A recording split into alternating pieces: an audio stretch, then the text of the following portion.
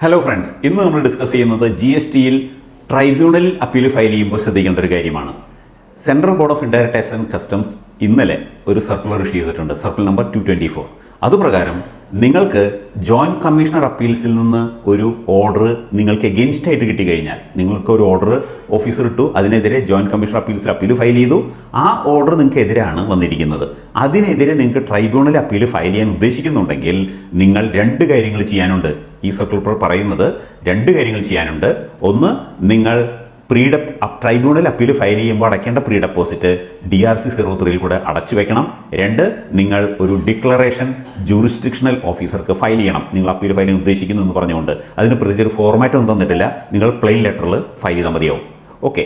ഇനി നിങ്ങൾക്ക് state GST joint commissioner അപ്പീലാണ് നിങ്ങൾക്കെതിരെ ഓർഡർ ഇട്ടിരിക്കുന്നതെങ്കിൽ, അതിനെതിരെ നിങ്ങൾ ട്രൈബ്യൂണൽ അപ്പീൽ ഫയൽ ചെയ്യാൻ ഉദ്ദേശിക്കുന്നുണ്ടെങ്കിൽ നിങ്ങൾ ചെയ്യേണ്ടത് പ്രീ ഡെപ്പോസിറ്റ് ചെയ്യണമെന്ന് സ്റ്റേറ്റ് GSTയുടെ സർക്കുലർ നമ്പർ 1/2024 പറഞ്ഞിട്ടില്ല. നിങ്ങൾ ചെയ്യേണ്ടത് ഒരു ഡിക്ലറേഷൻ ഫയൽ ചെയ്യണമെന്നാണ്. സർക്കുലർ നമ്പർ 1/2024 അനക്ഷർ 1 ഒരു ഫോം തന്നിട്ടുണ്ട്.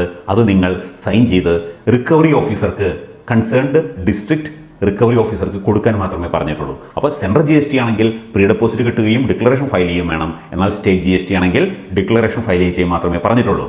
ഇനി ചിലപ്പോൾ വേണമെങ്കിൽ സ്റ്റേറ്റ് GSTക്കാരും പ്രീ ഡെപ്പോസിറ്റ് കെട്ടണം എന്നുള്ളൊരു അമെൻമെൻറ്റ് കൊണ്ടുവന്നേക്കാം. അപ്പോൾ ഈ കാര്യം പ്രത്യേകം ശ്രദ്ധിക്കുക. ട്രൈബ്യൂണൽ അപ്പീൽ ഫയൽ ഉദ്ദേശിക്കുന്നുണ്ടെങ്കിൽ ഈ രണ്ട് കാര്യങ്ങൾ ചെയ്യാനുണ്ട് എന്ന് പ്രത്യേകം ഓർക്കുക. Thank you.